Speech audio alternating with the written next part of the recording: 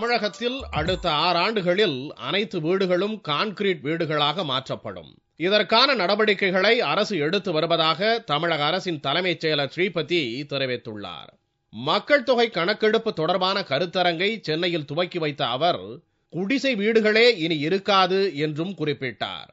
5 to 6 years, there will be no house which will be with thatches, tenne vole, pane vole, that kind of types. Now, different states in India use different materials for covering. Like, for example, you go to the northeast, like Arunachal, they use banana leaves. It was a revelation to me.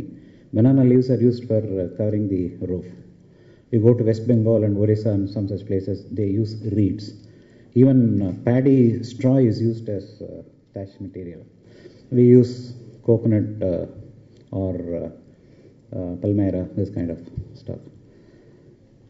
So the state is interested in converting all the thatched houses to pucca roofed houses. It could be concrete.